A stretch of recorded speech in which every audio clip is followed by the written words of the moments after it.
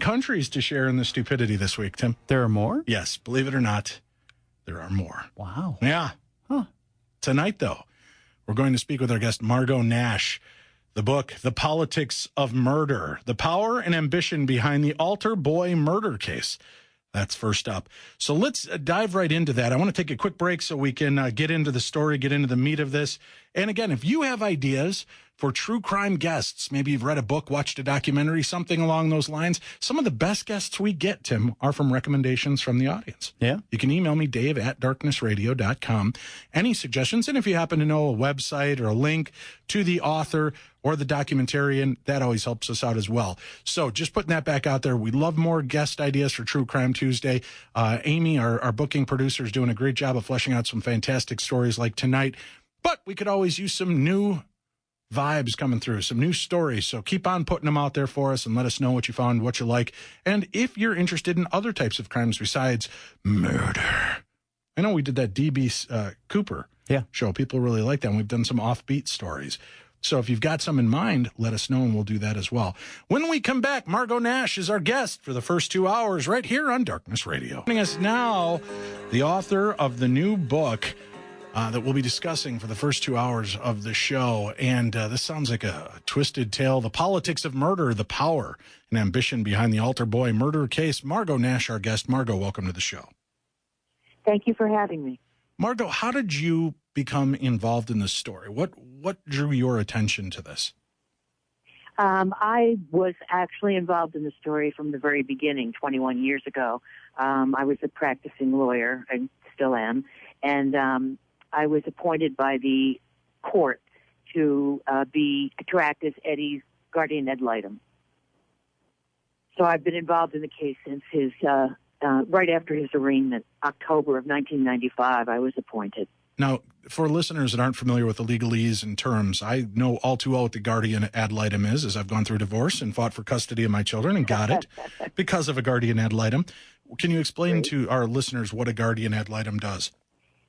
Certainly. That's where you most see a guardian ad litem in a probate court with custody disputes. And basically it's a person to protect the interests of a minor or unrepresented person. And in this particular case, the Commonwealth had listed Eddie's father as a witness for the Commonwealth.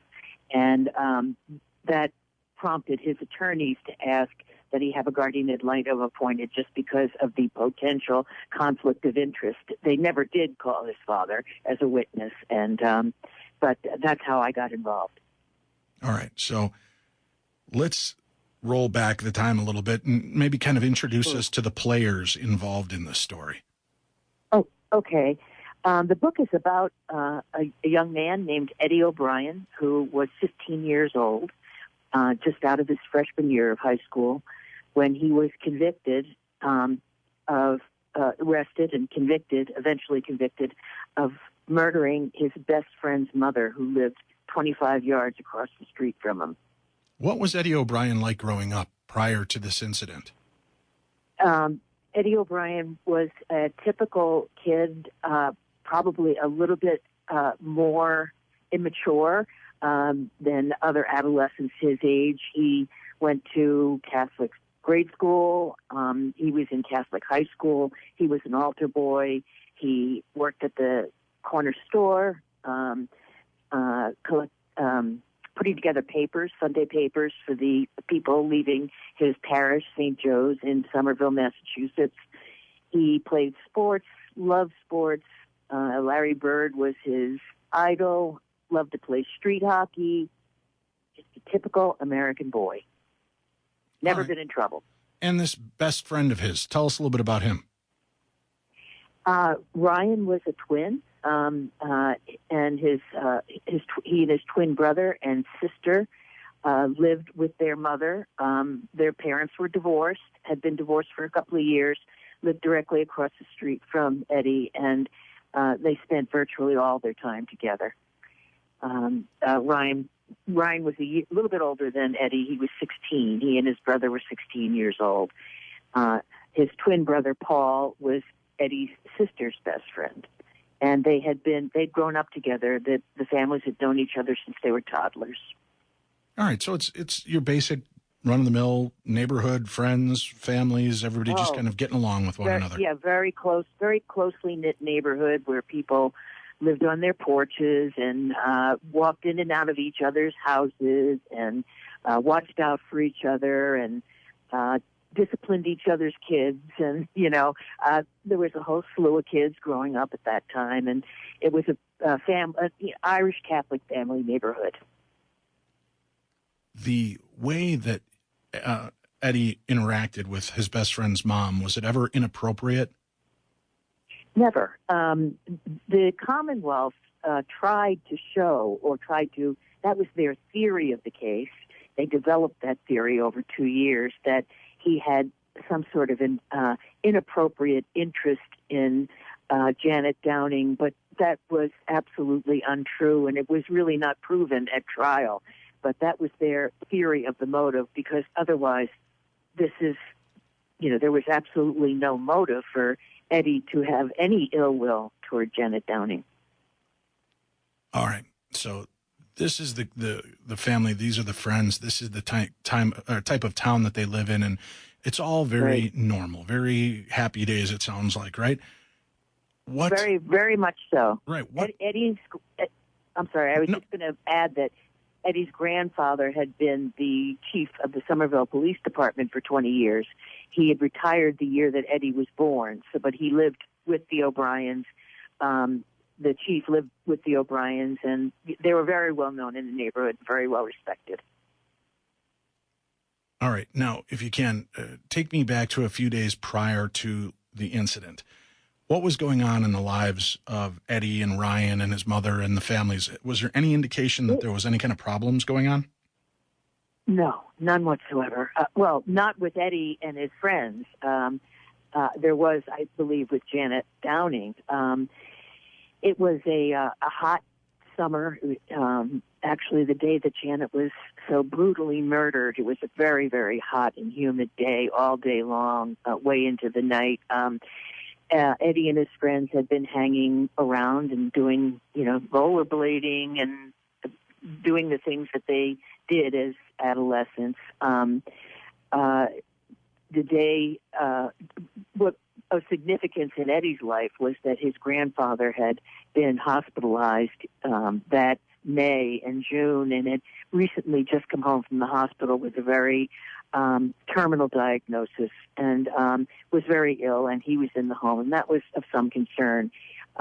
Also in Eddie's house was his older sister, Jeannie. She was 16 or maybe a little bit older at the time, and he had a sister, Jessica, who was 12, and two little girls, Mary, who was 3, and Megan, who was just months old.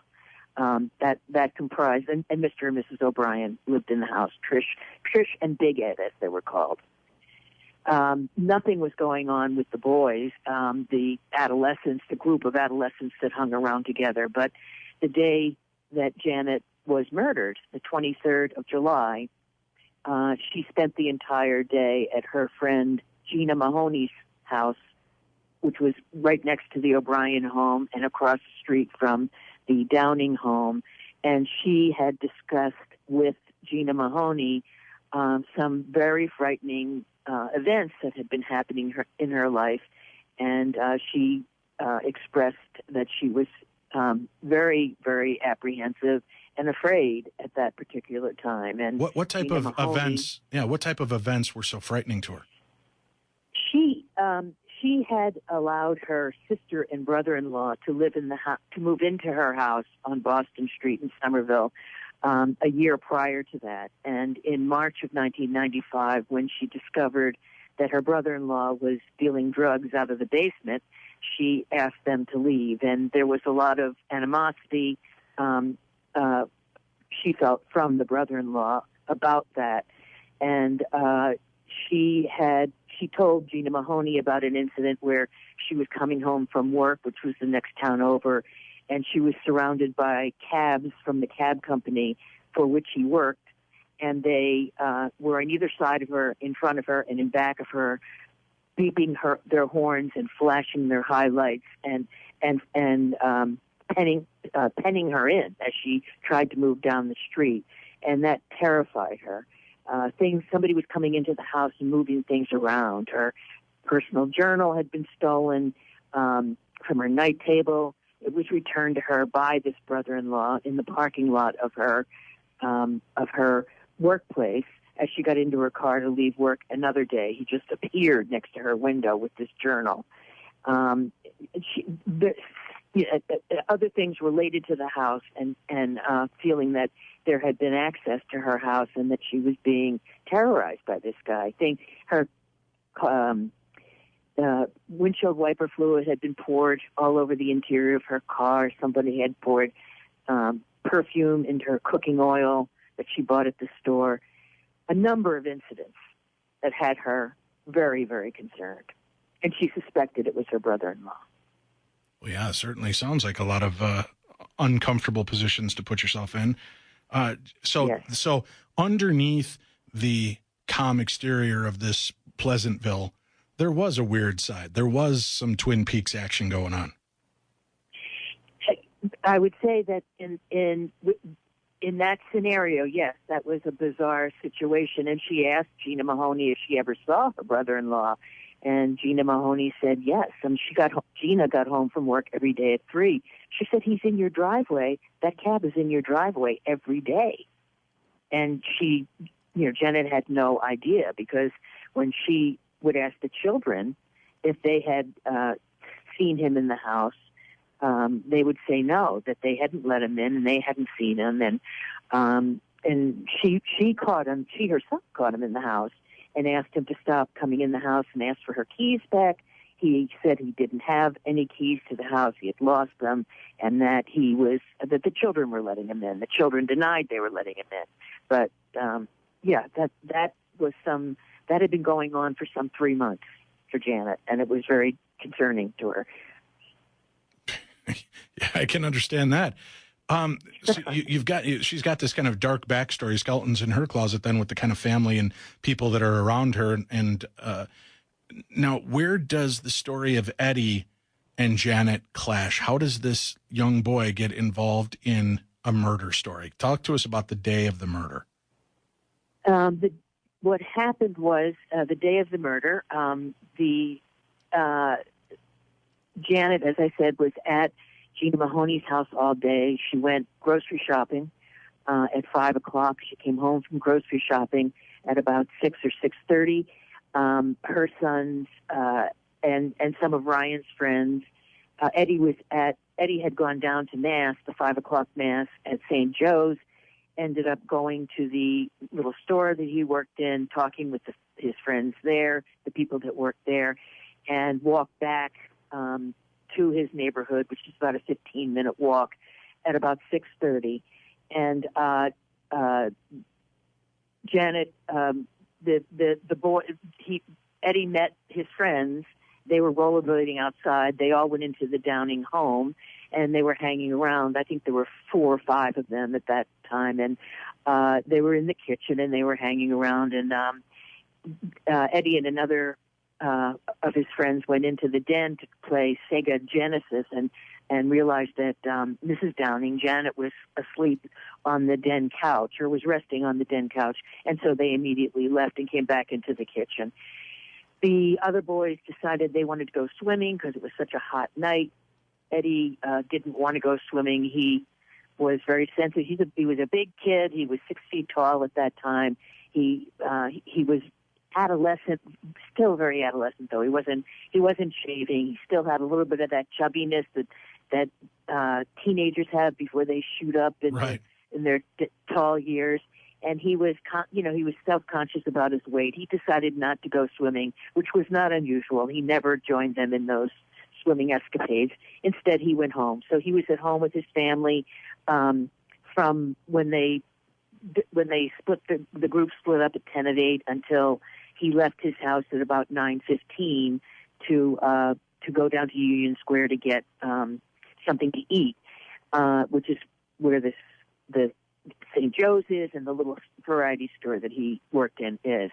And when he left his house, he decided he would stop at the Downing home to see if Ryan and his other friends were home yet. And when he got there, the front door was open, and he walked into the little foyer, and he opened the inner door. He knocked on the inner door. Nobody answered. He opened it, and he saw Janet lying on the floor, and he saw a lot of blood. And he went over to her, and he knelt down, and he called her name, and he couldn't figure out what had happened. Had she fallen down the stairs, or had fainted? But he couldn't understand why there was so much blood if she had just fainted or fallen. And he shook her, and she didn't answer. And he turned her over, and he saw an incredible number of stab wounds in the front of her body. And at which point he realized that she was dead. And he stood up to run, and he was confronted by a man in dark clothing with a knife and a stocking over his head. At that exact moment, some other friends of Ryan's knocked on the inside, on the inner door, and the person in the dark clothing said to Eddie, "Close the door." And so Eddie reached back, closed the door, and then he said, "Now get the fuck out of here, or I'm going to kill your whole family, and I know where you live." And so Eddie took off and went down the cellar stairs, found that the cellar door was wide open, ran out the cellar door, and tried to get away. And these three friends who had been at the front door actually saw him jumping down from the backyard as he was running away from the house. And that was at 9:20. So Eddie had left his house about 9:15 and was seen leaving the house at 9:20. And that is what placed him at the scene. And that is apparently all that actually the police didn't even know that when they considered him a suspect. All right, well then, okay, well let's talk about that when we come back. If they don't even know that part of the story yet, because certainly that would seem circumstantial enough to raise some eyebrows and bring him in. If they didn't know that, what would bring their attention to Eddie? Why would, of everyone they know, why would Eddie be the one to suddenly go under the microscope? We'll discuss that when we return. And let me remind you, there's an exciting new project in the offings for Tim and I. We believe it'll begin on Monday, December 19th. So about 2 weeks from now, we're going to take you beyond the darkness. That's right. We're going to be part of the Jericho Network and Podcast One. It will be a brand new 1 hour comprehensive, deeply detailed paranormal podcast. We're going to talk to some of the most world-renowned guests, speakers, researchers, and experiencers.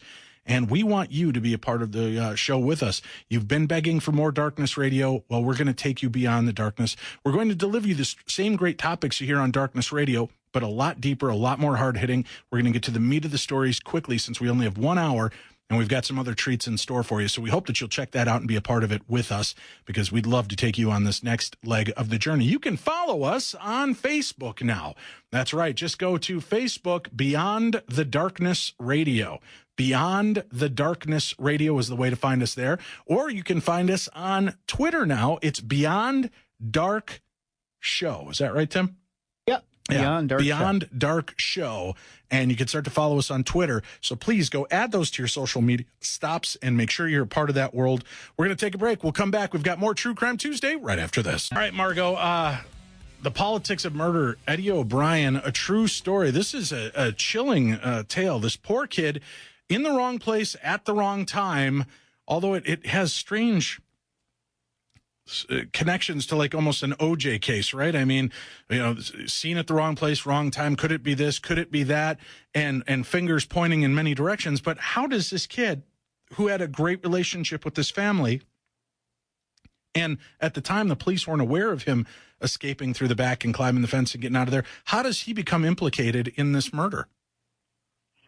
Ryan, his friend, came home at about 10 o'clock from swimming that night and found his mother dead in the dining room of the house, and immediately ran to the O'Brien house for help and got Mr. O'Brien, Big Ed. At exactly that time, Eddie,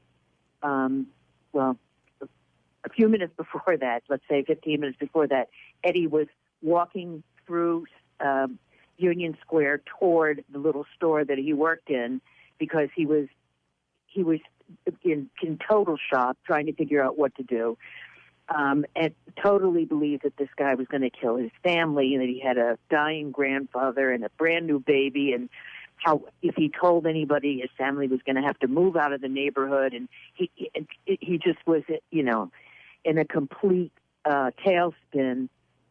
And as he's walking to the store, he is confronted by two boys who pull out a knife and ask him for his money, and he gives them his $17, and one of them lunges at him, and he fell down, and they ran. He went into the store, and he said to the store owner, "I've just been mugged." And the store owner said, "Well, we need to call the police," and picked up the phone and called the police. So just as the first responders were responding to the Downing home for Janet's murder, they got a call that Eddie O'Brien, young Eddie, was at Midnight Variety, and that he had been injured in a mugging with a knife several blocks away. At that moment, they somehow immediately disbelieved the mugging story and felt that Eddie was somehow connected to the murder at Janet's house, simply because they both involved a knife. Janet Downing's murder was nothing short of a massacre. She was stabbed 98 times.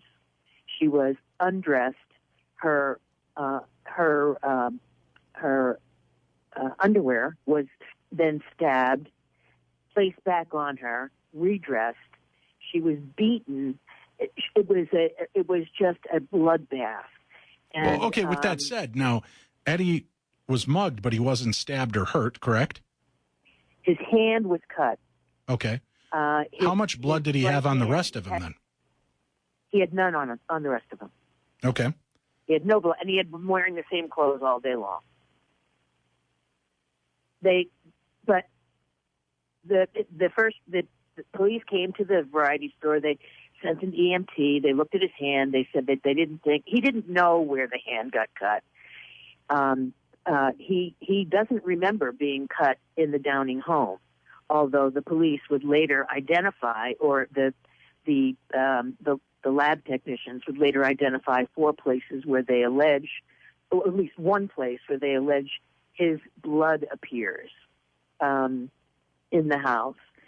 He was in and out of the house all the time, so it wouldn't be unusual to find his fingerprints or DNA there. But they found a mixture of his blood and her blood, they claim, on the door that he closed when the person told him to close the door, and on a post in the cellar. And but that wasn't until weeks later that they had that evidence. I'm sort of getting ahead of the story when I say that, but okay. He did have a cut on his hand. Yes. So he did have a cut on his hand, but he did not have blood splatter all over his shirt, pants, face. No.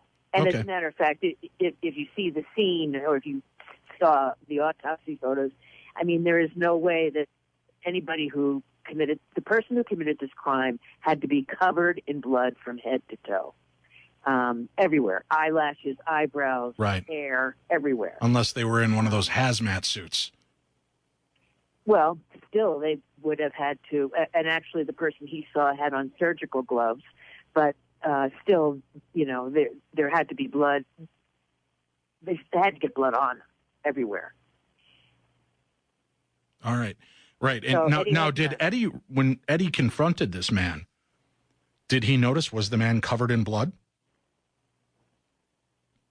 The only thing he remembers is that he had a stocking over his head that had a run in it by the left ear. He was tall. He felt about 6 feet tall, and he had a big knife, and he had, surgical gloves on. Those are the things he remembers. We're not talking a long time, and he's in shock, of course, and the knife is held to his throat as he's being told not to tell anybody and to get out of there. Right. because the knock was at the door. He doesn't, as I said, he doesn't recall grabbing this knife or getting cut in that house at all. He does remember the people in the two youths in the square lunging at him, and he remembers deflecting the knife there, but he doesn't even remember getting cut then. He didn't realize he was cut until he got into the store. Right, which for a lot of people that are listening would have a hard time believing that. But myself, having done that a few times where you're doing something and your adrenaline's pumping and you cut yourself and you don't even realize you did it. Right. You know, and I was running away from people that were chasing us when I was younger and tried to scale a fence real quickly. And you know, on the top of this fence is if it's not cut properly, there's big V's that are the pointy part. Well, I grabbed the top of the fence and punctured my hand over it and flung my body over the fence and tore my hand. I didn't even realize I'd done that. And I just kept running. It wasn't until we got to the end of our run and my friend goes, "God, what happened to your hand?" And I looked down and it was just a mess and bleeding everywhere. I had no sense of that. So I can imagine just getting a cut on your hand. You could very easily not notice it because you've just saw your best friend's mom in a pool of blood, murdered, horrendously hacked up. You run into the killer. He tells you to get out of there. You make a run for it. And you get mugged. I mean, this kid had a series of unfortunate events that just befell him one right after the other. We'll find out if anybody else was at all under the scrutiny for this crime, or did the police make a quick snap judgment and decide Eddie O'Brien was their guy? We'll talk about that when we return on True Crime Tuesday. Politics of murder, the power and ambition behind the altar boy murder case. All right, so Eddie O'Brien is suddenly under the microscope for this crime, Margot, and a series of unbelievable. I mean, I don't even think an odds maker in Vegas could tell you what the astronomical odds would be for this kid to not only walk in on the murder, survive the murder, meet the murderer, get thrown out of the house, get mugged, have all these other issues happen to him, all in the span of one night. I mean, that's like a Hollywood movie scenario. An hour. Yeah. Within an hour. No, as an attorney, you know, if this was my client, I'd say you got to lose that mugging story. Well, I'll never be able to sell it to a jury.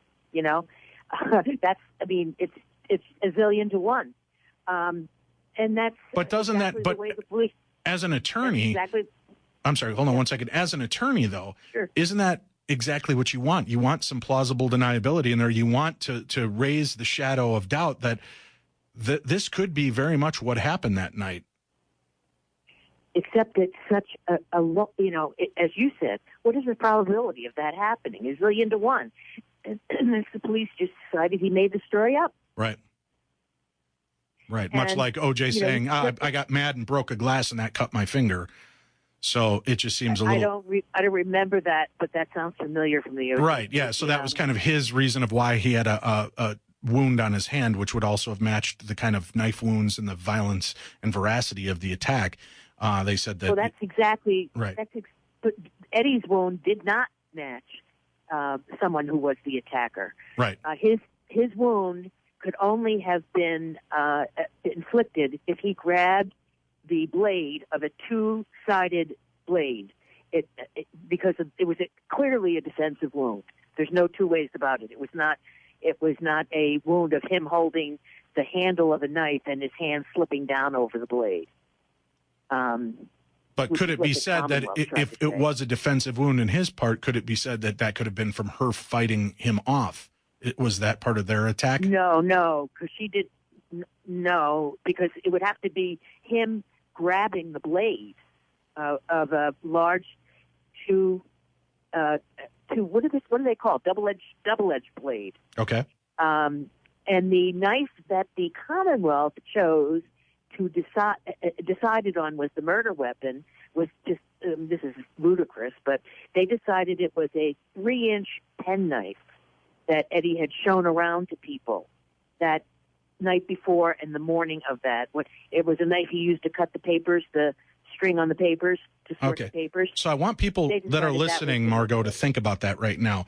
Even if you have to get out a ruler, look at a 3-inch penknife. Look at the size, a 3-inch blade. Although in the right hands could do a lot of damage, but a 3-inch penknife and the veracity, the violence behind the attack, Exactly. It makes no sense. None of this adds up, right? Well, okay, so if that's the case, you could take, okay, we know what a 3-inch penknife looks like. First of all, it's rounded, and it's a rounded blade with a flat top. It wouldn't have been double-sided. And with a single edge. Right. Single edge, not double edge. Right. And it would have gone in and created maybe an inch or 3/4 of an inch wound repeatedly. But what was the actual size of the wounds, the stab wounds that were made? Some of them were 4 to 5 inches deep, and one severed her rib. Okay. Well, and I'm sure with the 4 to 5 inches deep, they could, the idea would be because of the force that he was using, he was pushing that knife in, and it would, of course, the body would react by sinking. But there was no bruising around the wounds. Okay. All right. Well, yeah, and I'm thinking out loud with you because I know this is what our listeners would be trying to figure out as well. Right. So they're doing that. But I mean, again, I understand how deep the wounds are, but how long are the incisions on this, on her body? Some of them were 5/8 of an inch to 3/4 of an inch wide. Is that what you mean? Right. Because the blade on a penknife is only it's very small entry wound. Right. You would have to push it in and drag it like you're cutting down in order to make a larger gash. But if you're using a larger, like a steak knife or a carving knife or something, that initial puncture wound is going to be much larger. Right.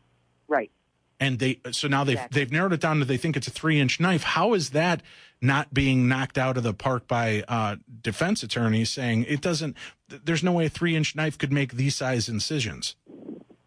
Well, he obviously tried to get the coroner to say that, but there was a tremendous failure of his defense counsel in this case. I mean, you can't get a wrongful conviction simply by bad police work. It takes 3 things. It takes the Commonwealth screwing it up, the prosecution screwing it up, the defense attorney screwing it up, and the judicial system screwing it up. And he had the trifecta, which is why it's the politics of murder. There was a political decision made. This is my opinion. There was a political decision made that even though none of the evidence was consistent with Eddie O'Brien, the person, or the murder weapon, or his clothes, or anything, or even the time, how long does it take to do that much damage to somebody? I would say more than 3 minutes or 4 minutes, which is his only window of opportunity. It went between 3 rooms and up and down the staircase. Blood everywhere. I would suggest that, all of that is obvious to anybody who looks at the facts, and they said, we're going to prosecute him anyway. Now, the question is why? Right. Why would they, on such flimsy evidence and such an improbable possibility and no motive? Well, let's go back to that then. We've got about 2.5 minutes left in this segment. Okay, so let's put him in this spot. Let's say that he is possibly the murderer. For what reason? For a kid that got along famously with this family, was a part of the family for all intents and purposes, and loved the mom. Why would he have suddenly and viciously attacked like this? The prosecutor's theory, as I said, was that he had a growing interest and unhealthy or unnerving interest in Janet Downing, and he said he was going to prove that through statements that Eddie had made to various people. And there ended up being 3 statements, one of which was Janet Downing's cooking wasn't very good, don't eat dinner at her house. Another was, why does your mother sit in the car and smoke at the end of the day? Why doesn't she just go into the house? And another one was, is your mother a lesbian, which is something he had heard another neighbor and his father talking about.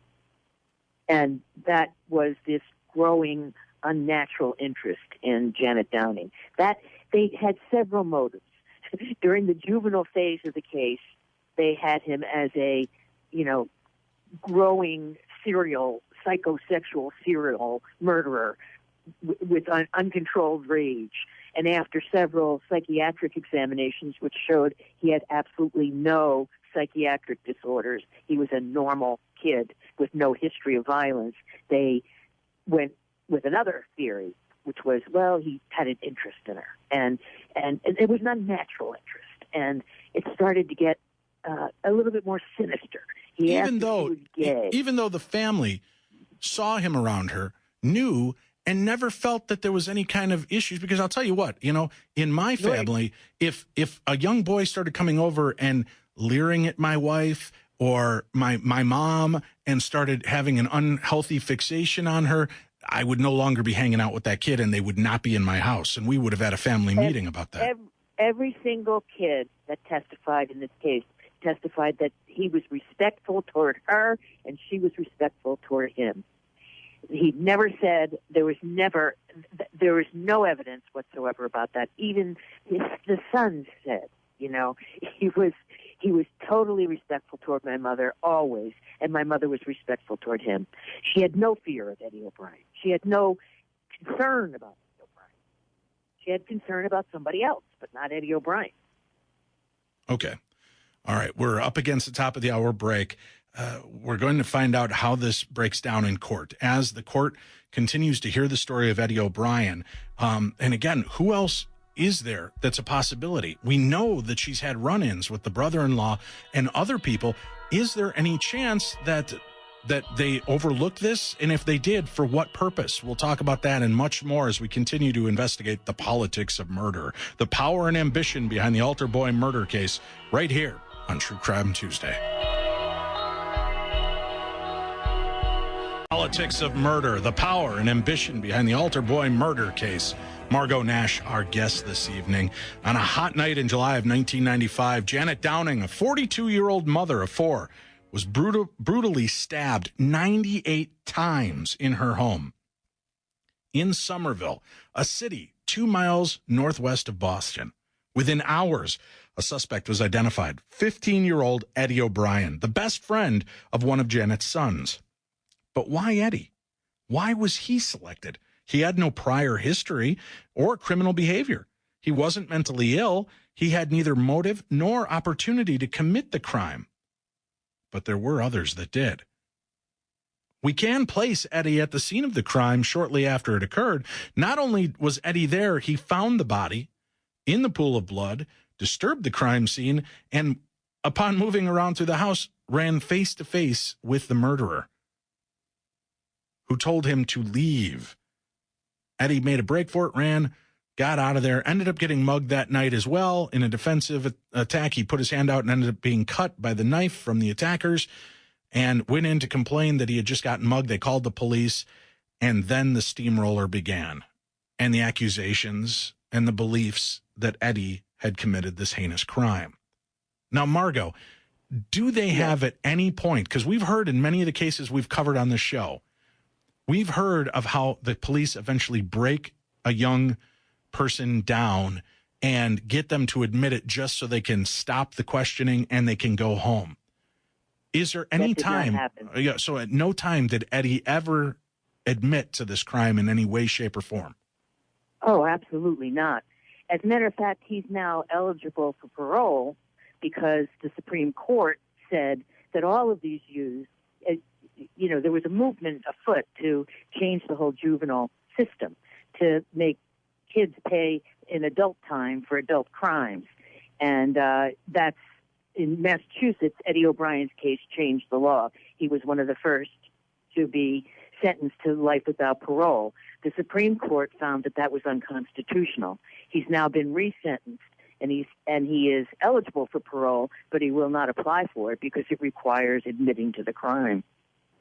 He has never, ever said anything. As an attorney, what kind of crap law is that? That the only way you can go for parole is if you're willing to finally admit to the crime that you didn't commit, that you got railroaded in for. Don't you think there's something seriously amiss in our law system and judicial practices when that's how we get out of jail? That's not the law or judicial practice. That's the parole board. That's what they require. Right, but that's all part of the judicial process, right? No, there's no judge involved in that. Okay. Parole board. All right. Well, I mean, it's all part of the criminal justice system then. You would think that there would be some justice to it. I don't know if that's true in every state. I know it's true in this state. You have to show that you're sorry for your crime. If you have always professed your innocence, you're never going to be eligible. You're never going to be allowed to be paroled by the parole board. So Eddie is their main suspect. At any point, do they even take into consideration that there could be a more nefarious element involved, or is Eddie their sole target for this crime? Eddie is their sole target, and they actively discourage any investigation into any other possible suspect. Holy God! Now, For instance, what do you make of that? Real quickly, what do you make of that? What do you make of that kind of scenario in the law? Shouldn't we be innocent until proven guilty? And until proven guilty, should there not be some faction of the case left open for other possibilities and investigation to continue? Absolutely, and any good police or investigative person will tell you that the police failure, when they identify the wrong perpetrator, it's called tunnel vision. When they focus on somebody and they to the exclusion of every other possibility, that's called tunnel vision, and that's when you get your most mistakes in perpetrator identification. And that's exactly what these people did. Eddie was driven home from the store by the police. They dropped him off. His grandfather said, I think you should get a tetanus shot.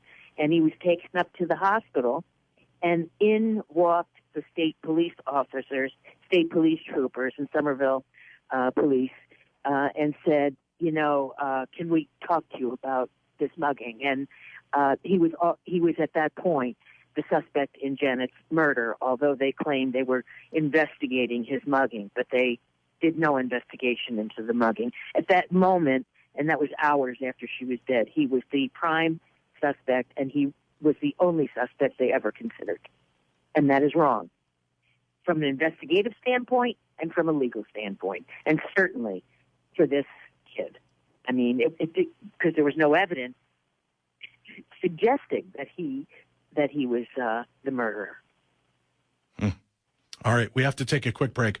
We'll come back and hear how this case was built on substantial amount of very poor evidence and inability to put him in the place, in the time for the murder to have occurred with a weapon that would actually feasibly do the damage that was done and without having any blood on him from this murder scene. We'll talk about that and more when we return with Margot Nash on True Crime Tuesday. They not only didn't bother to look into Eddie's alleged mugging, they refused to really kind of investigate any other leads or options.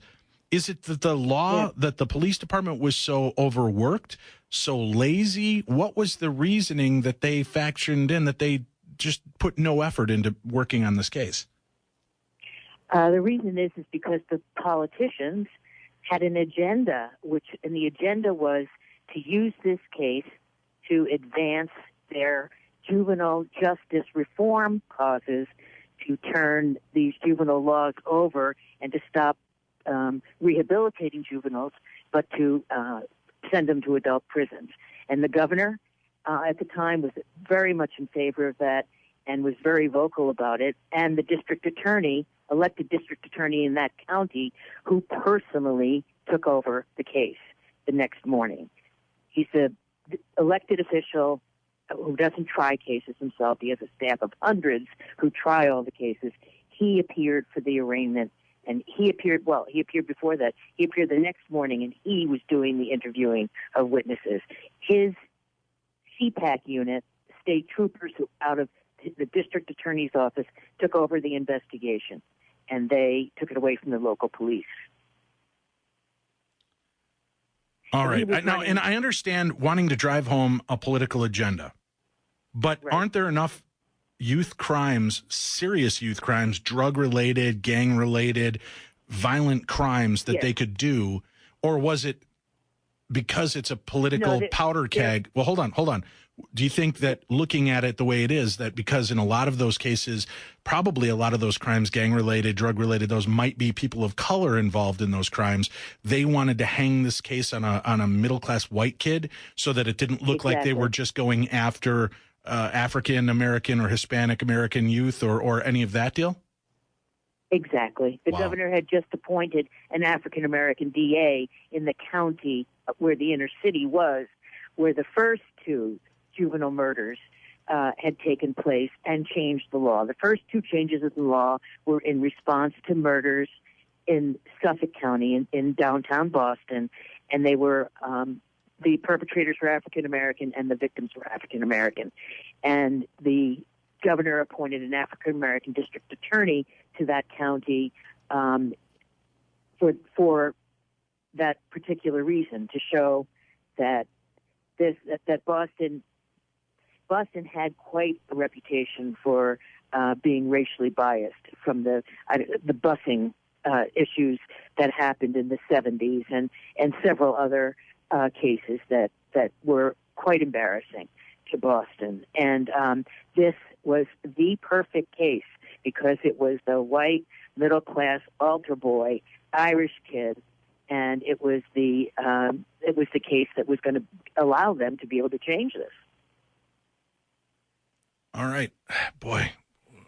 So this kid, boy, literally, not only did he have the worst luck, not only did he have the worst luck with everything that he had fallen into, but unbeknownst to him, he's now the spearhead of this new project that they need a white kid really kind of to be the one to push this through so that it looks like they're being unbiased and just in their case. Exactly. So, wow.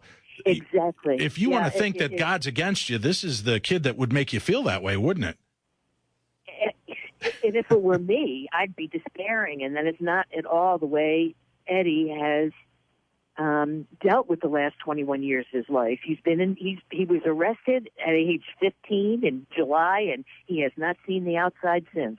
He's now 36 years old. Wow. And he's he was a wonderful kid, and he's a wonderful human being today. But yes, he was everything that you're saying. It's perfectly clear to me now. It wasn't clear to me at the time because it was hard to connect the dots at the time. All right. So at the time, why Margot, are they doing this to this kid? Right. At the time, you're the guardian ad litem for this kid. Did you believe he was innocent, or did you think? Oh, absolutely. Okay. Absolutely. I mean, how could you even think he was guilty? How does he go into a house and within 5 minutes in a white T-shirt with his father sitting 25 yards away, murder his best friend's mother, come out with no blood on him? None of this is conceivable. It's not even possible. So this blood, the blood that they end up finding on a post downstairs and the blood that they find on a doorknob to the door that he shut, he has no recollection of being injured or hurt at the house, and they don't find this evidence till much later. Again, this has that reminiscent feel to the OJ case when suddenly there's blood splatter on one of the fences, but the blood has that weird plasma marker in it, and so does it on a few other things, I believe is what they found. So it almost seemed like the police were planting evidence at that point. Was there any cause for them to believe that was what was going on this time? Well, if I had been his defense counsel, I certainly would have investigated that thoroughly. Unfortunately, his defense counsel did not.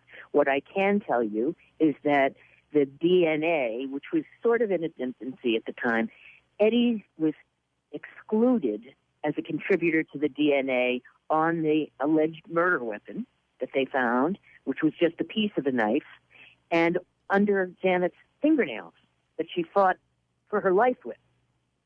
There is DNA, but it's not Eddie's. All right. So again, now we find blood that doesn't seem to make sense in places it shouldn't have belonged. But however, this kid's been in this house on and off for most of his life. So there could be a possibility that at some point he had wounded himself and left a small droplet of blood. But they find that Janet has got DNA under her nails that does not match this kid. How does the judge himself sitting on the bench look at this crap evidence and not throw it out and say, okay, if you're going to get this kid, get him. This is garbage. It's up to the defense attorney to show the jury. The judge isn't the fact finder in a trial. The jury is. It's up to the defense counsel to say, hey, this DNA is not his DNA. Whose is it? Why didn't they test it? He didn't do that. Nor did he test it. I don't think he even understood. So is this? So you're saying that it's DNA evidence? All right. Now he never got any experts. Who didn't? The defense? Defense, right? Okay. And what was his angle to this story? Do you believe that he was under somebody's thumb and being forced to react this way, or was he just? I don't. I think it was a more simplistic reason. First of all, the case was almost 2 years in the juvenile court. The district attorney lost in the juvenile court, and Eddie was retained as a juvenile, which was, the appropriate thing to do in this case. That district attorney appealed that decision, and the judge was, this is the failure of the judicial system, the judge was told by his superiors that if he didn't change his decision and send this child up to superior court, that they would remove the case from him. And he said, you do what you have to do. I'm not going to do that. And they took him off the case, and they put a judge on that was going to transfer him up to adult court. So at that point, the fix was in. There was, but all of that took almost 2 years, 2 transfer hearings, one in front of one judge, one in front of the other, 4 trips to the Supreme Court for appeals by the district attorney. And now they get to trial, and he's out of money, and he has no money for experts, and the O'Briens have no more money, and I think he simply gave up. He simply said, I'm just going to argue that he didn't do it, and I'm going to prove to the jury that it's inconceivable that he didn't do it, and I don't need an expert to do that. And he got one expert at the beginning of the trial who was so poorly prepared for testimony, and you have to read what the prosecution was flawless in turning around that witness. As an attorney yourself, as you're watching that unfold, as the guardian ad litem for this kid, do you not have an ability to stand up and say to the court, and I'm not trying to put any of this on you, understand, Margot, but I'm just trying to understand, and I know our listeners are going to want to know this too, as a representative of the court, do you not have the ability to stand up to the court and say to the judge, this case is being greatly mishandled by the defense attorney? If I had access to the evidence, which I was not given by the defense counsel, if the information I now have and have put in that book had been shared with me or Eddie or the family, for instance, they did not know until I wrote this book that he had been excluded as a contributor to the DNA under her fingernails. His family found out 21 years later when I wrote it in my book, when I finally got 39 boxes of his legal files and went through every single piece of paper and cross-referenced everything and found out that in fact, his DNA was excluded from the murder weapon, and there was some vague talk of his DNA not being on the alleged murder weapon, which we never believed was the murder weapon anyway. But there was none of us knew about the fingernails until this year, 21 years later. It wasn't shared with me, so I didn't have all the information. But now you've got all this information. Yes. As an author and an attorney, you've got this information. Is there enough information now to have this case reopened and reexamined? Well, I would hope so. Let me just explain to you that the burden is very high. Eddie must show that he has new evidence that wasn't available to him at the time of trial. But you just said that there is new evidence. To him. His attorney just ignored it. Right, but didn't use it, didn't understand it. Right, but that's what I'm saying isn't that the burden now, is that this evidence is now available? Eddie was not aware that this was available at the time of his trial. But his attorney was.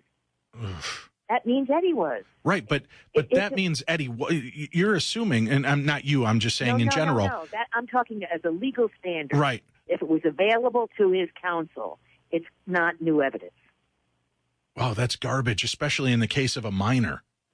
That's garbage because a kid would not know the questions to ask to get this information. And if the attorney never shared it with him, they can't guess that just by guilt by association that the attorney knew it, the kid should know it. Wow. We have to take a break, Margot. Yeah, we'll take a break. We'll come right back. Going to be a part of the Jericho Network on Podcast One with Beyond the Darkness, going in deeper, darker than you've ever heard on the show before. We're going to provide you with a 1-hour power-packed episode of Beyond the Darkness once a week. Every Monday, it'll be delivered to you if you subscribe.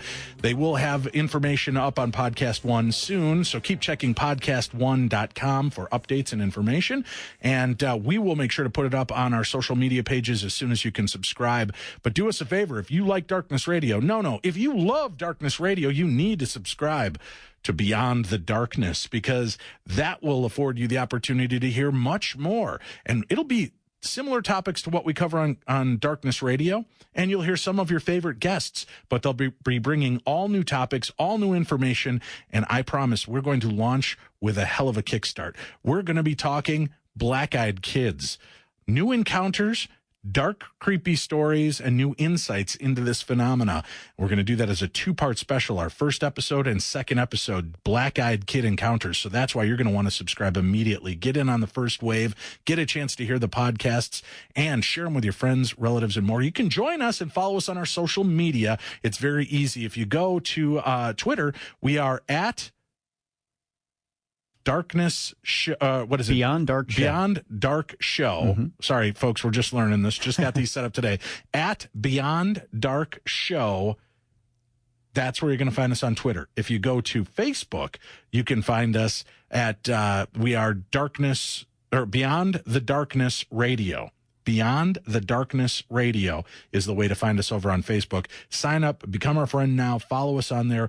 We'll be letting you know what's going on as it goes on. And please, if you've got friends and family and relatives involved in the paranormal, interested in hearing more, let them know about that show.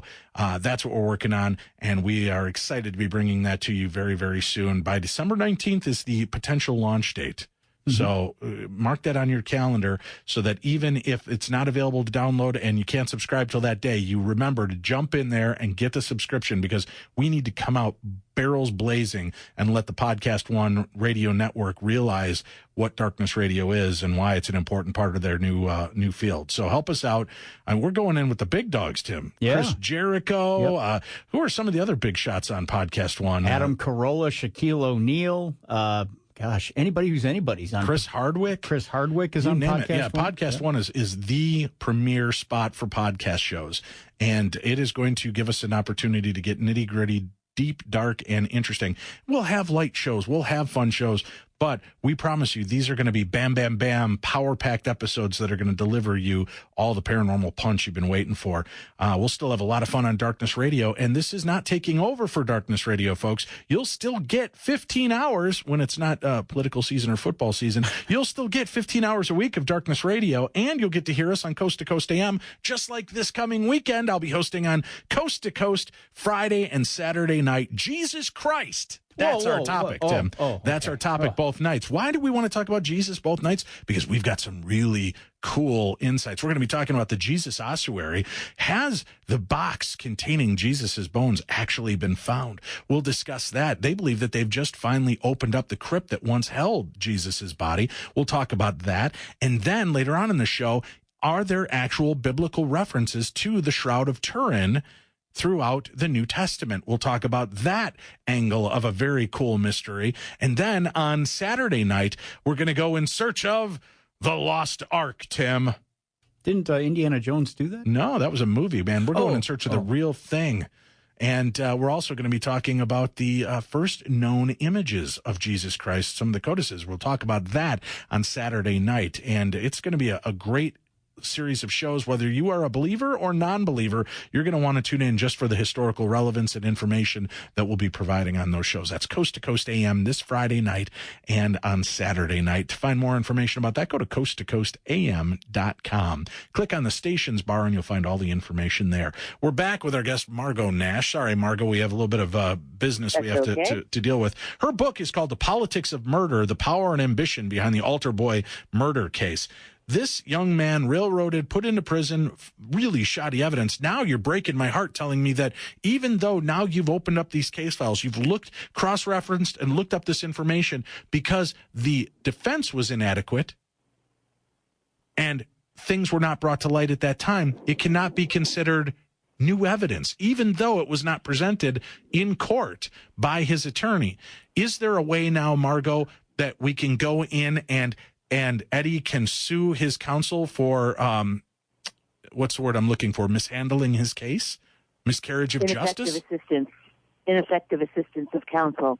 Unfortunately, his counsel has been permanently disbarred from the practice of law and has just gotten out of federal prison. Well, doesn't that say something? Shouldn't that be enough that when your defense attorney has been disbarred and just got out of prison, we now have a light to shine on the fact that this guy's a moron?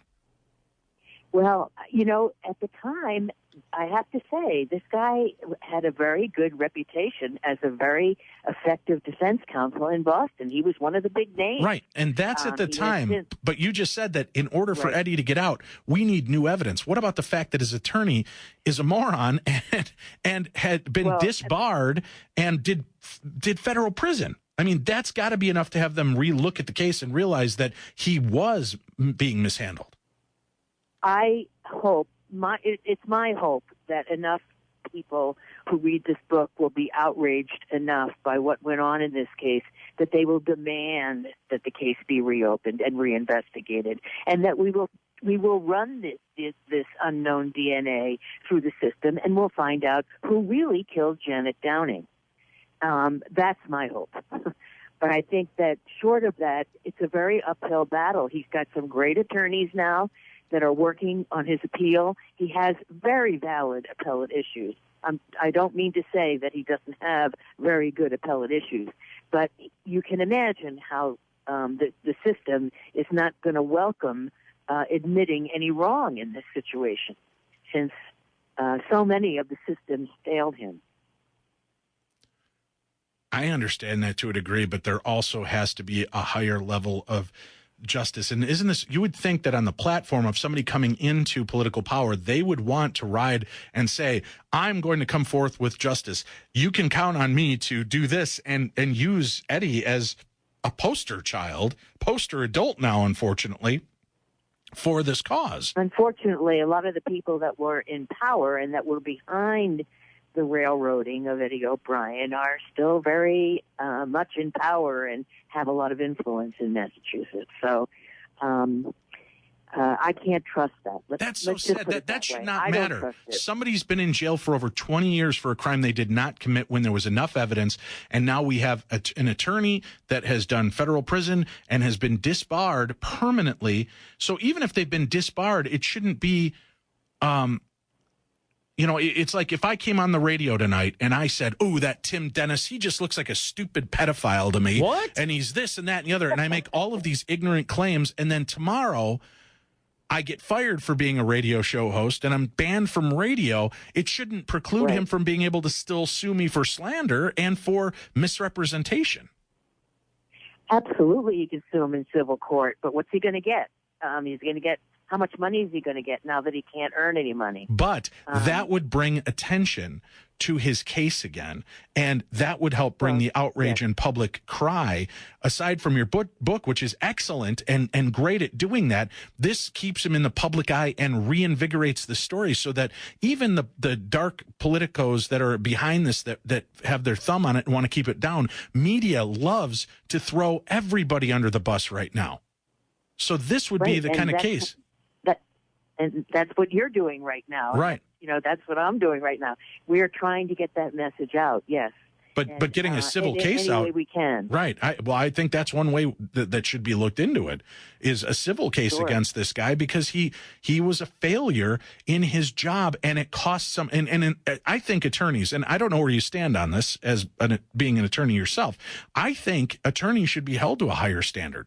That when they fail this miserably and it costs somebody their life in prison, they should be held accountable and have somebody review the files after the findings to make sure that and I understand there's always going to be little things that slip through the cracks. DNA that does not match your client is not a little fact. I agree. Those things should be pushed to the forefront.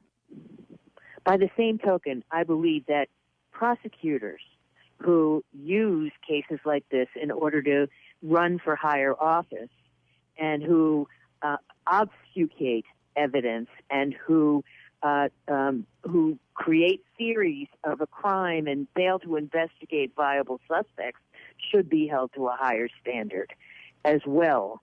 And I believe it should be criminal if it is found that a prosecutor has engaged in that conduct. Right.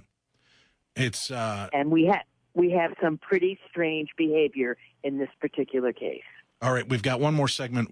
We have to take another break. We'll come back. Margot Nash, our guest.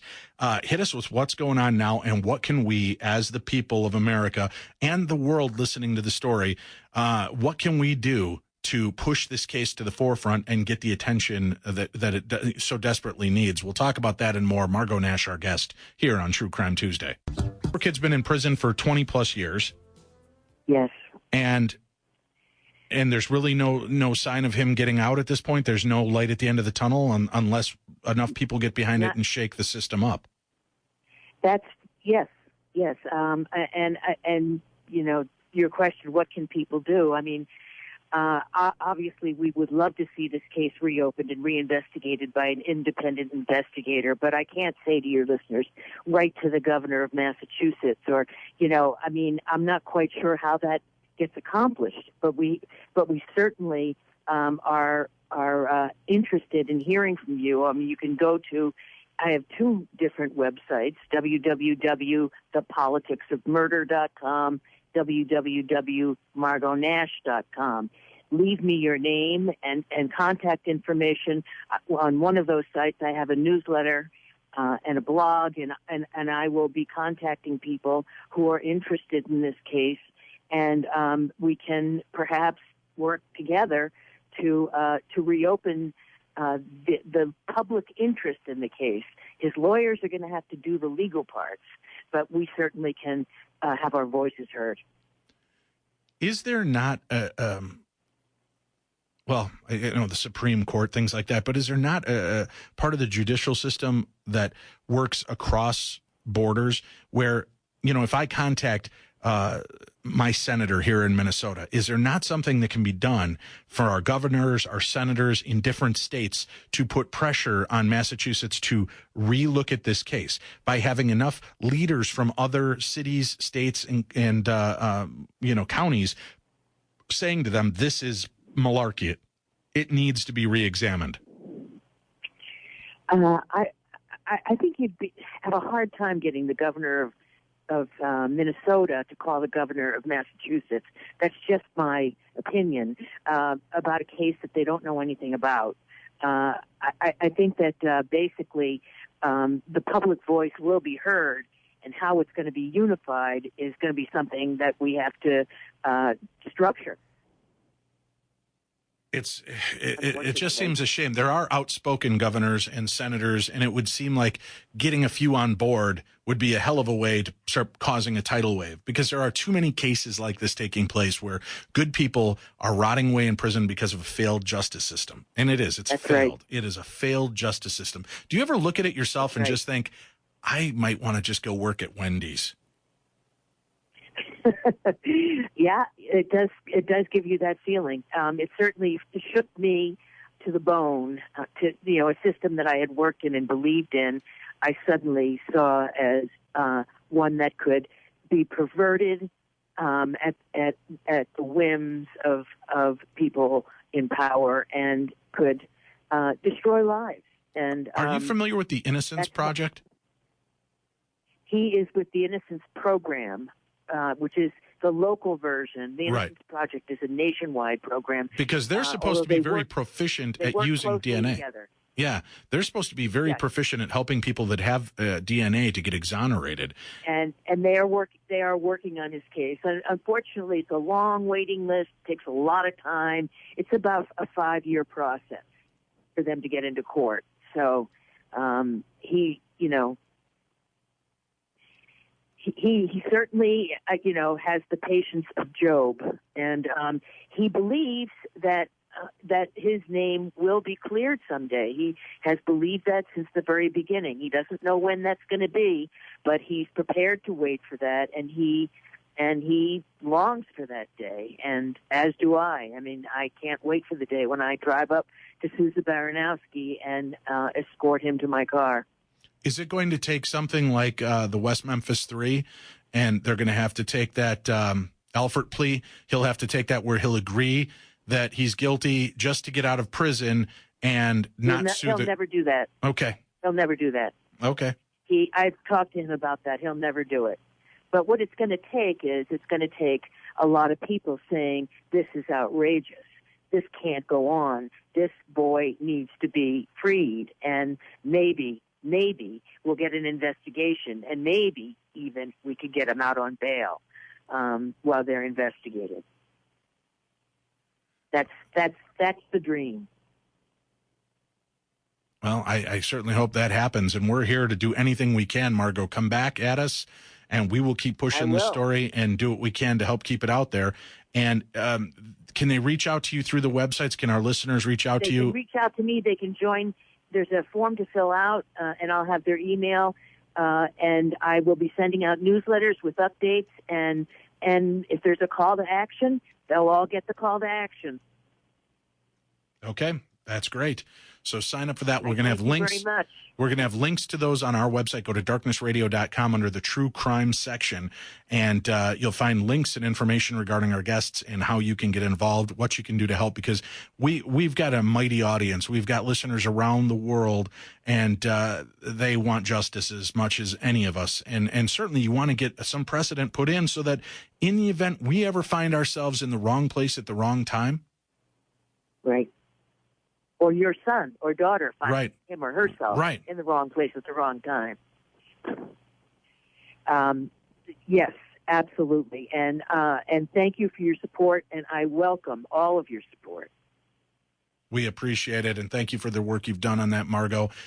We will look forward to talking to you more in the future about this case, and wish you all the luck in the world. Again, the politics of murder, the power and ambition behind the Altar Boy murder case. And please, when you talk to Eddie next time, tell him that Darkness Radio is behind him, and we will be doing whatever we can to help get this case reexamined and publicized. And I just ask all of our listeners, share this podcast version of the show with your friends, relatives, and more. People that are intrigued by the true crime angles should hear this story.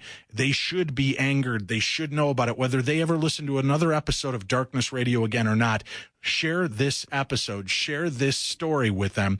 It's free. It's easy. And this story should be heard, and people need to rise up. And instead of bitching and whining about a president that you have no control over right now, then what you need to do is take the anger and frustration you feel and start putting it in places where we can make a difference, where our multitude of voices can make a difference. And we need to start getting to the right people and have these kind of cases re-examined. Margot, that is our goal. Thank you for being a part of the show tonight. Thank you so much, Dave. Thank you. We're going to take a break. When we come back, we've got more to share with you. We've got dumb crimes, stupid criminals, and a few more I Knew a Murderers peppered in there, Tim. All right. So we'll do that. When we return, you're listening to Darkness Radio on a True Crime Tuesday. Welcome back to the show. This is Darkness Radio on a True Crime Tuesday. I'm your host, Dave, along with me, that guy, the lovely and cuddly Mr. Tim Dennis. Hey, Tim. Hiya. Dumb crimes, stupid criminals. We've got them here on Darkness Radio. And boy, do we. Have you been watching the news the last few weeks? I've had my eye on it. People are so stupid. I can't even believe it, Tim. It's driving me crazy. There's something else. There's a couple of big, dumb stories going on. That there are. Yeah, there You'll have are. to forgive me. I'm fighting a bit of a coughing jag, so if suddenly I go dead silent, Tim, you're on your own. Oh. I'm trying to battle back a cough as we do this. I'm convinced they are pumping asbestos in through the there's vents. nothing but asbestos being pushed in here. I don't know how else to explain it. It's the weirdest breathing air in the world in this specific couple of rooms. I constantly have it hitting me. Anyway, let me start off with one thing real quickly. I know 3 murderers. Janelle is stepping up to the base here. Wow. And not just 1, not just 2, but 3 murderers. Easy there, girl. Yeah. Holy It says, cow. I don't know if you're still looking for I know a murderer stories, but I know 3. The first one, I guess I shouldn't say I really know, but I did interact with him. I'd say that matters. If you've come into contact, that's all I want to know. If you have been in this circle of this murderer at some point, whether you were pumping gas for him 10 minutes before he did the murder, or you served him a burger after he did the murder, or you were doing the posturpedic polka with him at one point, or her, we want to know about it. Whoa. I think the I boned murderer should be a totally different segment on the show. I can put some Barry White underneath you if you've got any of those. No, I don't know that I want to know those people. Wow. But she says here, the first one, I guess I shouldn't say I really know, but I did interact with him. My dad was always buying cars and fixing them up and selling them. A man came and bought a truck for my dad when I was about 9, and they struck up a conversation. I was there the entire time, and the guy even talked to me a little. My dad basically told him that he always had an extra car around for sale. About a week later, we see the guy's picture on the news one night. He had killed 2 people, and the police were looking for him. A few days later, they found his truck, the one he bought from my dad, abandoned. So they thought he was looking for a new vehicle. I was so scared he was going to come back to our house because he knew that we always had extra cars. I slept with my parents until he was caught a few weeks later. The second murderer I knew was in high school. And first of all, that first one is chilling. That's all I want to say. That's creepy stuff right there, Tim. Yeah. Yeah. The second murderer I knew was in high school. There was this boy, Nathan, that was a little slow and did not fit in with the other popular kids. He always wanted to be popular, and one day someone decided to take advantage of this. When he got off the bus at the end of the day, another boy named Will invited Nathan to hang out. Nathan wanted these kids to like him, so of course he went. Will led him into the woods behind the house and shot him in the head. Ooh. So it wasn't even the slow kid. It wasn't one of the handicapped that maybe just went ballistic by being mistreated, Tim, which is where I thought this story was going to go. This is some nasty prick who decided to hurt somebody that was slower. Jeez. Unbelievable. A few days later, Will showed the body to another kid who got scared and turned Will in. The police arrested him on a Wednesday night at the local church attending services. The third murderer was actually in my own family. When we were in about the 7th grade, my cousin stole a motorcycle and knew the police were onto him. He took it into the woods to burn it, thinking this would cover it somehow. A man who lived in the area saw him, and my cousin knew the man would turn him in. My cousin then shot the man, killing him. He and his friends took the gun apart and drove it down a country highway, throwing pieces out, trying to hide it by scattering the pieces. The police in the area always knew that when something was going on in town, they should probably look at my cousin because that is just how things were. Of course, they immediately came to him, and without too much effort on their part, he confessed. He got a life sentence. Sorry for the long email, but I wanted to tell you about the murderers I've known. Thanks for the read, and that comes from Janelle. Thanks, Janelle. You overachiever, you. Yeah. Hi, Dave and Tim. Hi. I've been listening to your podcast for several months.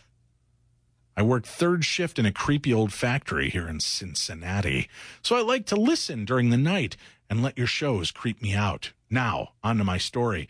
In 2012, a woman was murdered in a pharmaceutical factory in Florence, Kentucky. She was an HR person, I believe. Anyway, the murder was pretty brutal. She was beat to death in her office. Well, long story short, it was the janitor. His name, David Dooley. He was convicted and sentenced to life in prison.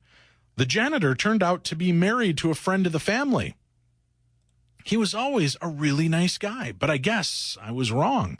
There was a Dateline episode about the case, and there are a lot of discrepancies and scandals amongst the prosecutor and detectives. Anyway, hope you enjoyed, and thanks for your time. That's pretty weird. Yeah. Oh, here's a weird story. Are you ready for this? Ready. Oh, wow. Well, I wasn't ready for that. Easy there. I can't, hold on a second. This link is nay working. Okay. So let me see if I can find it another way, lad. All right. And the phones are ringing. If you've known a murderer, go ahead and call us and share your story. We're always interested in hearing that. Let me see if I can get this story to pop up any other way. Maybe not. Nope, that one is gone. That story's gone. So we're just going to have to skip it because maybe there's a reason it was pulled down. Just saying. Just saying. All right, here's another weird crime. Burglar breaks into St. Petersburg woman's home to pet the family cat. You think this was a dare gone horribly wrong? A man arrested after coming back a second time.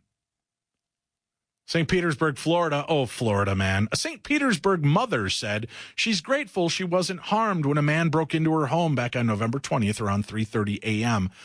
and began petting her cat like some super villain from a Bond movie, Tim. Brittany Klein said she was in deep dead sleep when her cat jumped off the bed and woke her up. When I opened my eyes, I could see the shadow of a man standing at the end of my bed. Klein said he was standing perfectly still. I said, hello?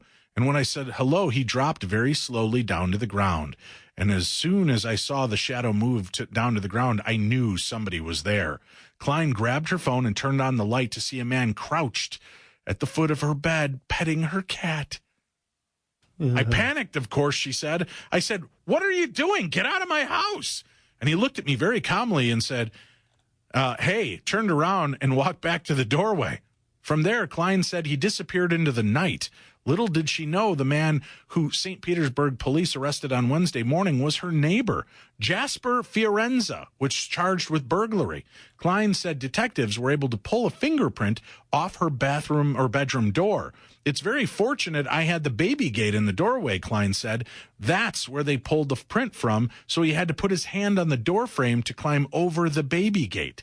The 24-year-old Fiorenza was arrested for simple battery and grand theft in 2014, so his fingerprints were in the police database. Fiorenza lives with her father a street over from lives with his father a street over from Klein's home. Klein says on Wednesday, undercover detectives tracked Fiorenza from his dad's home, trying to break into other homes in the neighborhood, including hers.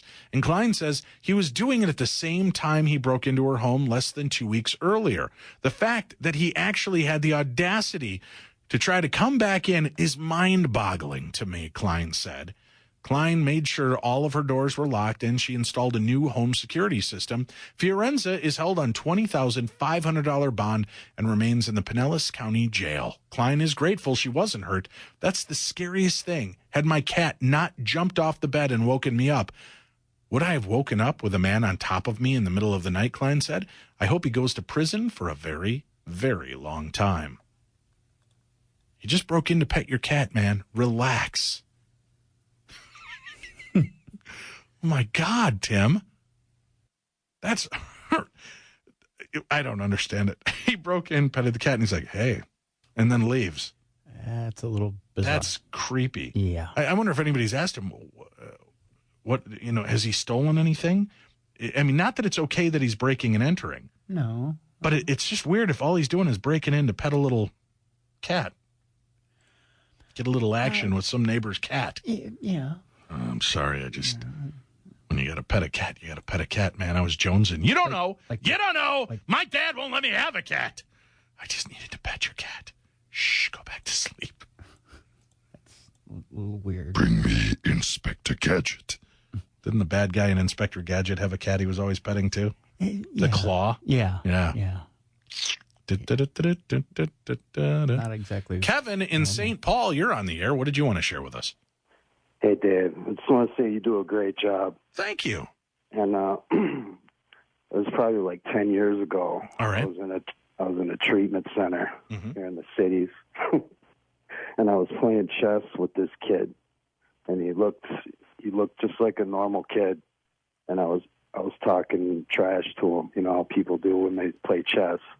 I mean, I didn't know him. He just came in, and I was. Wait a minute. I've got to stop you, Kevin. Tim, you play chess. Is there much trash talking that goes on? I mean, football, yeah. Baseball, sure. Bowling, of course, there's trash talk. But I just thought it was a gentleman's game, chess, Tim. No. No? No, you could step up and my talk rook some. is going to bang that queen. My king is going to overtake move. yours. Yeah, I got it. So it's kind of all right. Not where I would have thought this conversation's going, Kevin. But so you're trash talking during a game of chess. Yeah. Okay. I'm putting it down hard on. Yeah, you are. Yeah. And he rook to pawn 8, bitch. You're down. I got you. And okay. actually, he kind of looked like Lenny Kravitz, if you can imagine that. I can, as a matter of fact. He had not the round glasses, but kind of thin, square. Sure. Rectangle tinted glasses. Okay. And so anyways, I was talking trash to him the whole time. Went up to my room, went to sleep. There's no locks on the doors or nothing. And then I wake up the next morning and I came down to breakfast and everybody was kind of quiet. And I was like, what's going on? And they're like, that guy you were playing chess with last night, he went home and killed his parents and tried to light the house on fire. Wow. Oh, my gosh. So that was that's the closest that I know that I've been to one. Huh. Did you think maybe your game pushed him over the limit? Maybe. Maybe your trash talk just went a little too far, Kevin. Maybe. You've got blood on your hands, Kevin. I hope you realize that. Yeah, it ain't the first time. Oh, God, don't say that, Kevin. That's horrific. So that happened. Good gravy. And how did that impact you? I mean, you were just playing chess with the guy the night before, and now he's in a double murder. Yeah, it just made me realize that, to not trust people. It made me realize that, you never know who can do something like that. Right. And did he seem like that? It always, even to this day, it makes me, I have kids, and I don't trust anybody around them. Right. Totally understanding. But what did, you're playing with him and you're trash talking him and kind of doing that. Did he seem like the kind of guy that was unhinged or? No, not at all. Okay. Very calm. Yeah. Very calm, very meek, very calm. Just, going with the flow. Just, hey, very calm, very meek. So you he couldn't, knew you I couldn't was get joking under his around. skin. It seemed like he knew I wasn't doing it mean. I was joking around, Right. And he was just very still. I can still see him sitting across from me, just very still. He wasn't big, very big or anything like that. Wow. All right, Kevin. Well, thank you very much. We appreciate the call and sharing your story. And if you know a murderer or came into contact with a murderer, 651-989-5855. 651-989-5855 is the number to call. Tim, we've got 2 stories back to back that need a little musical interlude. 2 back to back. Can you help me out here, son? I believe I can, yes. I think I've got the song that you're talking about. I don't know that it's the right version, but I think I got it. And it's good for 2 stories. It's good for 2 stories. So if you have the wrong version first time around, you can dig it up for the second story. All right. That I can. Give it to me. All right. That baritone. Well, he's not getting deep They're now. great. I think he's dead. I know. Isn't he? But it's amazing. Yeah. All right. One more quick one in Florida. I know we've got some calls ringing in. 651-989-5855 if you want to share I knew a murderer story. But we're going to stay in Florida for this last story. Jupiter, Florida, Tim. A 61-year-old woman Monday evening walked up to her boyfriend who was eating squid outside an Indiantown Round restaurant. Slapped him in the face, a Palm Beach County Sheriff's Office report says.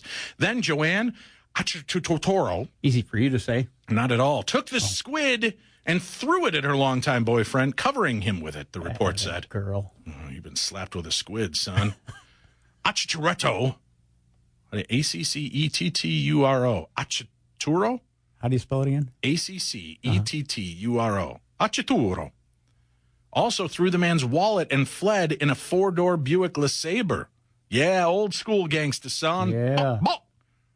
A witness told deputies the woman grabbed one of the outdoor chairs at Einstein's Brothers Bagels in an unincorporated pocket of Jupiter's just west of the Indiantown Road Bridge and repeatedly tried to hit the man with it.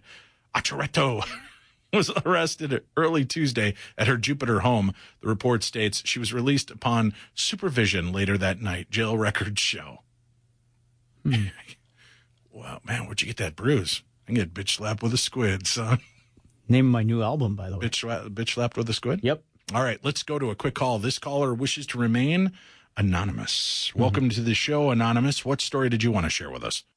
Well, first of all, they're great. Very good. I like that. I had to call in. Well, I had to call in when you started talking about Thurl something or other. And after I called in, I was later in the program, so I knew you probably got to Thurl Ravenscroft, and I heard you talking about the Tony the Tiger thing. I'm a huge Thurl Ravenscroft fan. Tell Tim, isn't he the original voice of Tony the Tiger? Tony the Tiger. That's right. He's also a Disney legend all over Disney World. If you go on the riverboat, you hear Mark Twain. That's him. Yeah, he's also the voice of the Haunted Mansion, isn't he? Those grim grinning ghosts come out to socialize. That's right. Yeah. And he was Buff the Buffalo in the Country Bear Jamboree. His voice is all over Disney. Yeah, he died a few years ago. He's like 94 years old. Yeah. But an amazing voice artist. And do you know what? He's great. He was great. Yeah, that's right. Exactly. In fact, there's an extremely funny video on YouTube you should look up of him on the Jack Benny show where they hire him to do a song, and all he does is a Santa song, and all he does is say, ho, ho, ho. And they're paying him exorbitant amount of money, and, of course, Jack Benny's cheap, and he's losing his mind because they've paid so much for this guy to go, ho, ho, ho. But anyway, I was calling to tell you about a murderer that I knew. Okay. It's funny, when you started this thing a few months ago, I thought, I've never knew any murderers, but it's an interesting topic. And then after a while, I went, holy cow, yeah, I did. It's strange how these things can just exit your mind, and you don't even... Right. You let it go and you mourn about it and you forget about it. But I actually had some friends. I'm a member of the reason I want to remain anonymous, I'm a member of a very small artistic community that's worldwide. Let's say underwater basket weavers. We're not. Okay. All right. And this couple, Dick and Jane, we'll call them, were very important members of that community, and we all got together yearly for a big meeting. And so I'd known these people for years, but only seen them once a year. Sweetest people you would ever want to know, did work with their church and lots of other churches. You would have thought nothing about leaving your kids with these people to babysit them. But unbeknownst to all of those who knew and loved them, he was extremely jealous to an unhealthy level, obviously, because one morning he was not happy with something that she was doing somewhere she was going, and he just killed her. And there was no question about it. I mean, once he was caught by the police, it was, yep, I did it, and he's in prison now, and it shook our community to the core. But it's been about probably 7-8 years ago, Oh, we're losing you, Anonymous. Your voice is fading quickly. Sorry about that. There we go. When you started talking about murderers, it totally slipped my mind. But Yeah, it is weird, isn't it? How all of a sudden you start to look back and you realize that we're all touched by that a little bit. It seems to be there in our lives, just one step aside, and a lot of people just forget about that aspect altogether. And you know, you just never know when someone's going to get pushed right to the point where they just give up and say, okay, that's it. You're going down, and I don't care what happens to me because of it. Yeah. It's horrifying. All right. Well, thank you for calling in, Anonymous. Have a great rest of your evening. And we'll take a quick break. Bonnie is calling in to share. And if you have a story, 651-989-5855, plus more dumb crimes and stupid criminals right after this. Interested, and even if you're not, too bad. There's more Darkness Dave than you care to shake a stick at this week. We've got 5 nights, 5 uninterrupted nights of Darkness Radio. And then Friday, as soon as we wrap up Darkness Radio, hang with us because I'll be taking over the reins of Coast to Coast AM with George Norrie. If you listen locally here in the market in the Twin Cities, you won't hear the first hour. No. Sadly. But you can find it elsewhere just by going to coasttocoastam.com. Coasttocoastam.com. Click on the stations link, and you'll see stations across the United States and around the world that listen to Coast to Coast. So you can listen and stream from their website on Friday nights. Then I'm back Saturday night hosting Coast to Coast as well when we go in search of the Lost Ark, Tim. I got to bring a hat and a whip? No need. Oh. Graham Phillips will be here doing that for us. Oh, good. Our good buddy Graham Phillips, who talked to us about King Arthur earlier this year. Yeah. I don't know. I'm doing a pirate voice. But anyway, I don't know. He'll be back talking about the Raiders of the Lost Ark. We're going to go on the hunt for the Lost Ark on Saturday, and we're going to talk about one of the first known images of Jesus Christ. And we'll do that on Saturday night. So check it out, coasttocoastam.com. Join me for a weekend of fun and exploration into our weird history. That's going on this weekend. Right now, it's True Crime Tuesday. I Knew a Murderer. Well, we've got callers coming in, one from Bemidji right now. Bonnie, welcome to the show. Hi. Hi, Bonnie. What's your story? Well, back in 1980, my aunt was, she owned a bait and mineral place. Okay. And she lived alone. Her husband had died back in the 50s. But she had some young boys that had worked summers with her. Okay. And they knew that she only banked during the week on a certain weekday, and that she had all her money in shoeboxes. Well, on a Monday night, they had three boys broke in, and they tore up her place, like a robbery, and they confronted her, and they knocked over all the pictures in her living room, except they left one, which was my second to youngest sister's picture, which seemed kind of odd, but they left it up, and but they had one of the kids that had worked with her had planned it all out, and then the other kid that worked with her was there, he was going to steal the money, and then they had to find somebody that was bigger because they were so short, and they knew they couldn't overpower her because she was strong. And then she had this iron ball that sat by her cash register, and she always told her sisters and brothers that nobody could get her because if they tried to, attack her, she'd just hit them with the ball, and right. they'd be out. Well, it turned out that they got this one tall kid, and they told him not to kill her, but not to let her see them. Okay. Well, she saw them right away, and he stabbed her. And when he started stabbing her, they said that he probably saw his dad. He stabbed her 66 times. Oh, my gosh. And by the time he got done, her liver was laying along outside of her. Oh, my gosh. And then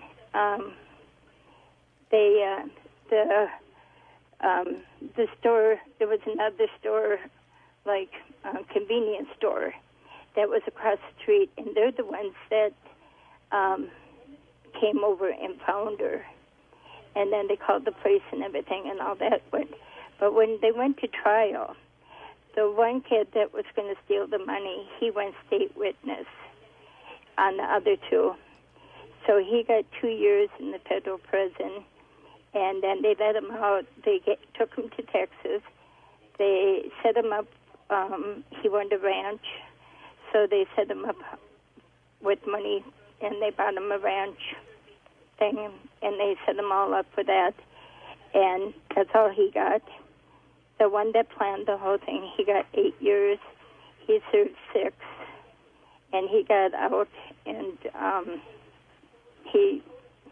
there was nothing said about him.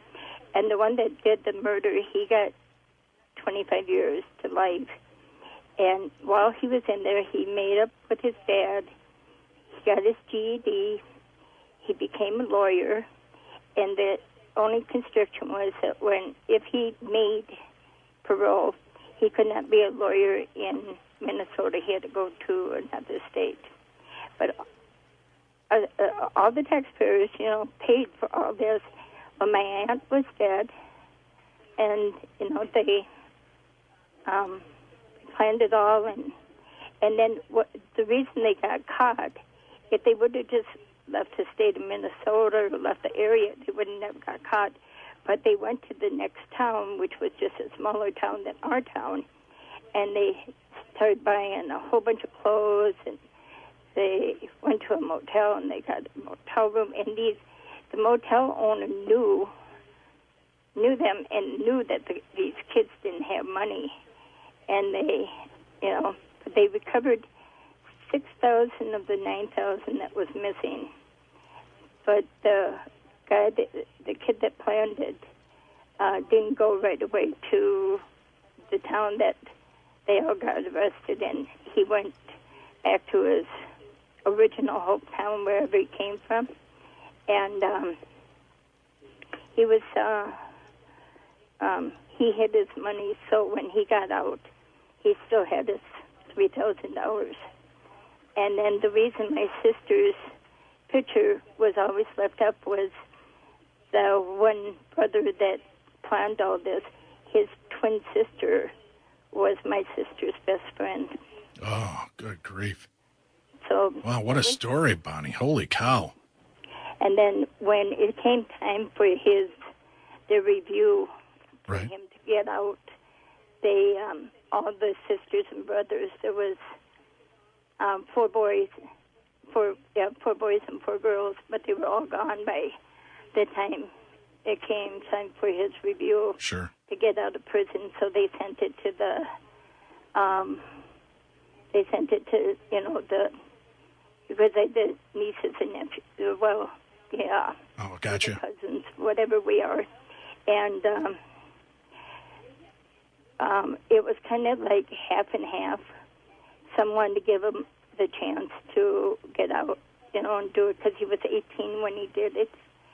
Is 17 and 18. I don't know that I have that much patience or understanding. Murder is murder. I don't care how young you are on that. But, wow, what a horrific story. I couldn't accept it. Right. I said that, he had all this and my aunt was dead still. I understand. If they wouldn't have done this, my aunt would have lived a full life. And she was a full 100% Republican. And, man, you get her on the subject. You were gone for 2, 3, 4 hours. Runs in the family. I see. Thank you, Bonnie, so much for calling. It's great. What a fascinating story. It's not great that you had to live through that, but what an amazing tale. We have to take a break. Susan in Georgia, you're next on Darkness Radio. Welcome to the show. Hello there. Hi, Susan. What's your story for us this evening? Well, first I want to say y'all are a hoot, and I love to listen to y'all. My story is about, I don't know if you've heard of the serial killer, Paul John Knowles. He came all the way down from New York and killed people all the way down to Florida. And my family was in the funeral business. And he came in the funeral home and wanted to view the family because he had killed a man and his daughter. And my mother told him that only immediate family could see him. And, of course, 3 or 4 days later is when we realized that it was him that had come in. But that's as close to a serial killer I want to get. Yeah, why not, Susan? Come on. Everybody wants to get closer to a serial killer.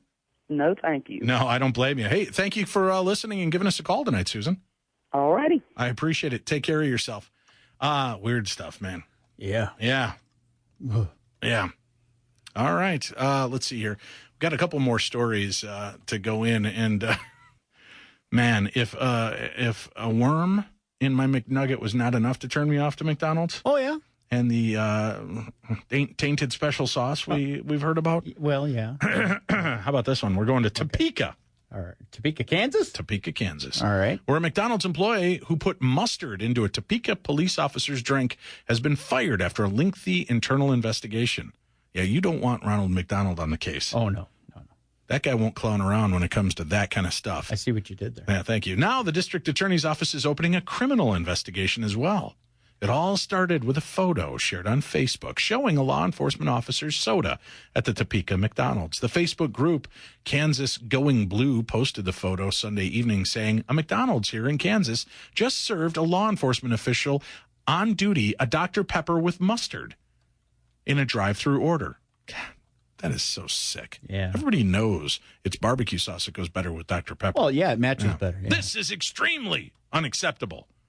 Tom and Marilyn Dobsky of McDonald's franchises in Topeka released the following statement. All customers, including law enforcement officials who protect and serve our communities, are always welcome at our restaurants. Immediately upon learning of this complaint, we began our own internal investigation. Robble. To gather the facts. They do have a former criminal on staff, Tim. The Hamburglar, he knows how to investigate. He goes deep undercover. Oh, I see what you did. We're all shocked by the isolated actions of a single employee. This employee no longer works for our organization. We proudly support police officers in all divisions of first responders at our restaurants across northeast Kansas. The Kansas Highway Patrol says a similar incident happened to one of their troopers 2 weeks ago at the same location. Mustard in the Dr. Pepper. That's going to be kind of obvious. It's beginning to look a lot like Christmas. Christmas came a little early this year, Tim. Ohio police caught a California man with $330,000 worth of weed wrapped like Christmas presents, according to reports. Police pulled over Daniel Yates, age 31, on Wednesday for following too closely. That's when officers noticed the trunk and back seat of his rented Ford Expedition was packed with boxes, and a drug-sniffing dog alerted troopers to the contents, reports say. Officers unwrapped the presents and found 71 pounds of Mary Jane, 360 THC pills, and a pound of hash wax oil, which really makes my shoes shine, Tim. I'm not going to lie. Yeah. Yates was charged with drug possession and trafficking. Boy, talk about the gift that keeps on giving. Is beginning to look a lot like, hey, are those Cheetos? A Vero Beach man plays dead so guest would leave his home. We're going to Vero Beach, Florida. Indian River County Sheriff's deputies were dispatched to a home in Vero Beach about a stolen vehicle and possible armed robbery. Christopher Blattis told officers that he was sleeping when a man named Marcus, who he has helped in the past, stopped by and asked for a ride. He told Blattis that his mother had just died. However, Blattis said he was too tired to drive and suggested he find another ride. When Blattis asked him to leave his residence, Marcus became aggressive and began yelling, "I need an effing ride. My mother just died." Oh, he's rapping even in that sense. Yeah. According to the report, Marcus then allegedly pushed the victim. Blattis then laid on the ground and pretended to play dead in hopes the visitor would just leave the residence, according to the report. Marcus then splashed Blattis with water to try to wake him up. Blattis got up and faked an asthma attack, again hoping that Marcus would leave. Marcus gave the victim an inhaler before driving off in the vehicle that belonged to Blattis. Well, at least he's a caring individual. Yeah. Blattis then told police that Marcus threatened him with a knife, but because of his emotional state, he was unable to recall when he was threatened. The officer asked the victim if he would be possible to view footage of the attack, but Blattis said his internet went out during the fight, so he would not be able to provide any evidence. Of course. When the officer asked the victim to fill out a statement about what had occurred, Blattis said he was too emotional at the time and began crying. Blattis also advised police that Marcus took his jewelry box, but was unable to say what was in it. But he did say it contained about $3,000 worth of jewelry. He thinks something smells fishy. The vehicle was reported stolen. Deputies then found in another address in Vero Beach with Marcus. Blattis declined to pursue any criminal charges. Yeah. Oh, Florida man. Florida men. You're both shady. Yeah. When the moon hits your eye. You got a song like that for me by any chance, Tim? You want that some more? I don't care. You got something for me? A nice Italian pizza song? Well, I just felt this would be the good kind of music to listen to this next story, Tim. You know what? I do. Hold on. All right. Hold on. I'll get it here. Hold on. I know. If anybody's going to get it, you're getting it. Hold on. Here we go. Village of Sabal Chase woman remains free on $1,000 bond after she was caught on video surveillance egging the home of her ex-boyfriend in the village of Sunset Point. Diane Frank was taken into custody Friday by Sumter County Sheriff's deputies on a charge of criminal mischief. She had gone to the home of her ex-boyfriend in Hartsville Trail and threw eggs at it. According to an arrest report, she then threw a walking path stone against a window, causing chipping to the glass. She then used the stone to slice through a screen door. The entire incident was captured on the man's home surveillance system. The arrest report included she was taken into custody Friday morning at her home on Astor Way in the village of Sabal Chase. She was definitely trying to get into the house with him. First, she was going to knock down the wall with an egg. And when that didn't work, she used a rock. That's probably much better. All right. Well, that's it for tonight. We'll be back tomorrow as we turn our efforts back to the paranormal. And remember, go check us out on Facebook with our new program, Beyond the Darkness. And just look for that on Facebook. You'll find us there. Thanks a lot for being a part of our world on True Crime.